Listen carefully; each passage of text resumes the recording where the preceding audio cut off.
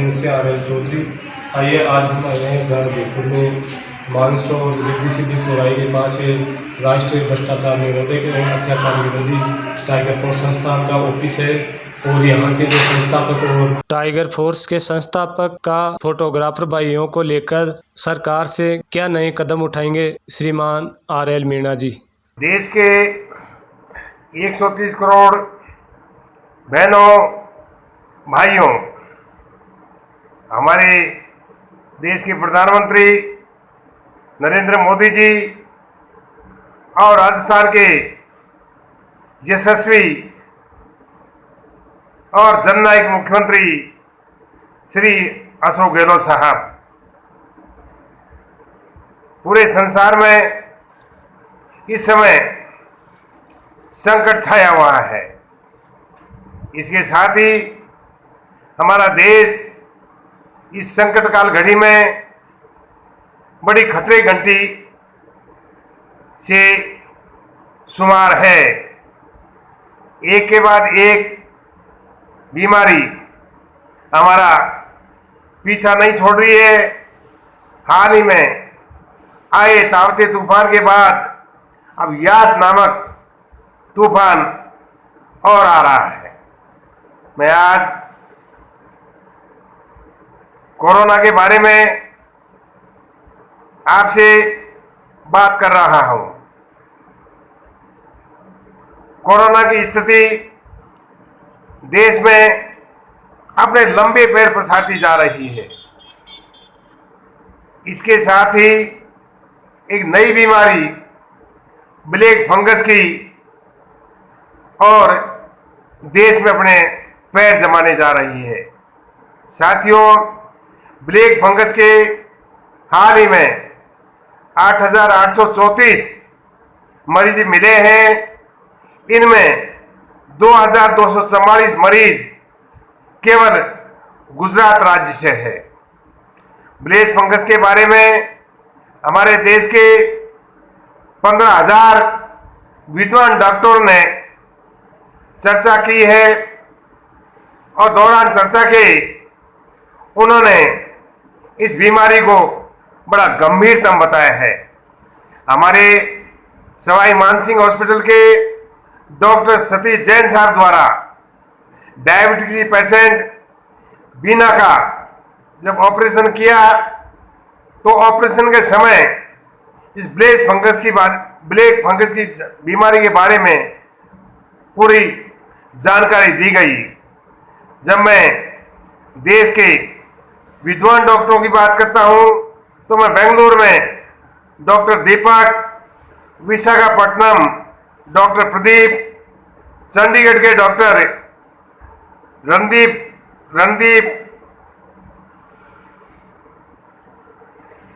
मुंबई के डॉक्टर आशीष, दादरा नगर हवेली के डॉक्टर रेड्डी और चेन्नई के डॉक्टर रवि के बारे में चर्चा करना नहीं भूलूंगा। इन सभी डॉक्टरों ने एक राय होकर के ये सलाह दी है कि ब्लैक फंगस की बीमारी बहुत ज़्यादा खतरनाक है। इसके कारण यदि ये ब्लैक फंगस हमारी आंखों तक पहुंच जाता है तो निश्चित रूप से आंख निकालनी पड़ेगी। इसके लिए हमारी केंद्र सरकार एक्टिव हो चुकी है और देश के प्रधानमंत्री नरेंद्र मोदी जी ने सारे राज्यों को ये निर्देश दिए हैं कि कोरोना के साथ साथ ब्लैक फंगस के बारे में एहतियात बरतें। बिना एहतियात के इस बीमारी का इलाज नहीं हो सकता। जब मैं भारत के बचपन की बात करता हूं तो ये बचपन इस ब्लैक फंगस की बीमारी से और कोरोना से चपेट में आने जा रहा है। साथियों, भारत सरकार के स्वास्थ्य मंत्रालय की रिपोर्ट के अनुसार हमारे देश में 40% लोग सारे समूहों के उनको पूरी कैलोरी नहीं मिल रही है, सूक्ष्म पोषण का आहार नहीं मिल रहा है। ऐसी स्थिति में हमारे देश के 6 माह से 5 वर्ष तक के बच्चे जिनका 58.5% है, इन बच्चों में एनीमिया है, यानी खून की कमी की बीमारी है। हरियाणा राज्य में इनका प्रतिशत 71 है, वहीं मणिपुर राज्य में इनका प्रतिशत 19.1 है।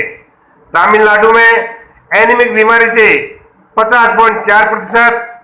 दादरा नगर हवेली की चिंताजनक स्थिति है, वहां पर हमारे 84% बच्चे एनीमिक की बीमारी यानी खून की कमी से जूझ रहे हैं।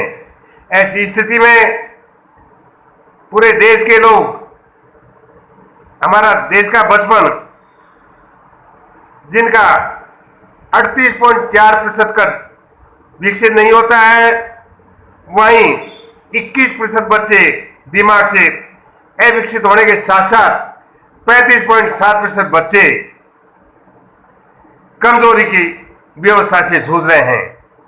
साथियों, मैं सारे देश के बहनों भाइयों और सरकार से आग्रह और जानकारी लाऊंगा कि हमारे भारत के बचपन को हमें बचाना होगा, क्योंकि आज हमारा भारत का बचपन कल हमारा देश का भविष्य है।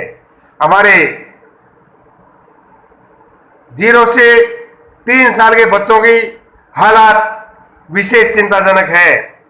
ऐसी स्थिति में मैं माननीय प्रधानमंत्री महोदय भारत सरकार से निवेदन करूंगा कि संबंध में राष्ट्रीय भ्रष्टाचार निरोधक और अत्याचार विरोधी टाइगर संस्थान द्वारा वर्ष 2015-16 में महाराष्ट्र, दादरा नगर हवेली, गुजरात, मध्य प्रदेश, राजस्थान, हरियाणा और दिल्ली का सर्वे किया गया था। इसमें कुपोषण की स्थिति के बारे में माननीय प्रधानमंत्री महोदय को जरिए पत्र के अवगत कराया गया था कि देश के हालात इस तरीके से चिंताजनक है। इसके उपरांत भारत सरकार के अनुसूचित जनजाति मंत्रालय ने राज्य के सारे राज्यों के मुख्यमंत्रीगण को यह आदेश दिया था कि अधिकतर ट्राइबल बस्तियां हैं जहां पर गरीब और कमजोर वर्ग के लोग रहते हैं, वहां पर बच्चों के इलाज के लिए एहतियात बरता जाए। लेकिन केंद्र सरकार के आदेशों के बावजूद भी राज्य सरकारें इस मामले में निष्क्रिय रही है। मैं इस बात को दावे के साथ कह सकता हूं, क्योंकि आज हमारा भारत का बचपन जिन हालातों में जूझ रहा है वो चिंताजनक है, क्योंकि ब्लैक फंगस की बीमारी एक ऐसी बीमारी आ चुकी है, यदि वह आंखों में पहुंच गई तो हमारी नेत्रों को हमें निकालना पड़ेगा। इसी लिहाज से हमारे एसएमएस के डॉक्टरों ने 24 घंटे लगातार नेत्र ज्योति के बारे में नॉन स्टॉप ऑपरेशन किए हैं। इसके लिए मैं देश के 130 करोड़ बहनों भाइयों और जनता की ओर से सवाई मानसिंह हॉस्पिटल के डॉक्टरों को बहुत बहुत धन्यवाद और सम्मान करूंगा कि उन्होंने ब्लैक फंगस के बारे में चिंता जता करके 24 घंटे तक नॉन स्टॉप ऑपरेशन किया है। मैं इस कोरोना की व्यवस्था के बारे में पूर्व में भी अवगत करा चुका हूं कि इस बीमारी के तहत ब्लैक मार्केटिंग करने वाले लोग अपनी आदतों से बाज नहीं आ रहे हैं। ऐसे लोगों के बारे में मैं पूर्व में जानकारी दे चुका हूं।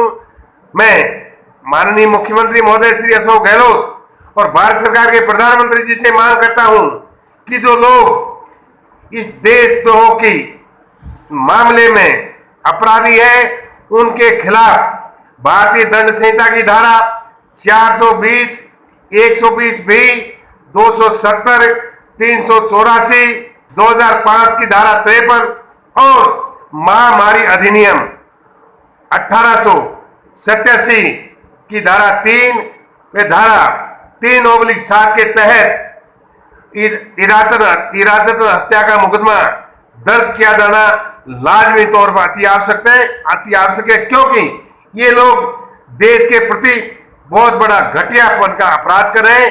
इस घटिया किस्म के लोगों को दंड देना अति आवश्यक है। यदि इन्हें तत्काल दंड की व्यवस्था नहीं की तो ये लोग देश की जनता के साथ इसी प्रकार से धोखा, अन्याय और अत्याचार करते रहेंगे। अतः मैं देश के नौजवान साथियों से विशेष अपील करूंगा कि उन्हें जहां भी इस प्रकार का मामला नजर आए वह तत्काल संबंधित पुलिस थाना, संबंधित मजिस्ट्रेट और संबंधित कोई सरकारी एजेंसी उसे जानकारी देवे, ताकि ऐसे गुंडे और देशद्रोही लोगों के खिलाफ आपराधिक मुकदमा दर्ज करके उनको जेल के शिकंजों में भेजा जा सके। जय हिंद, जय भारत, वंदे मातरम।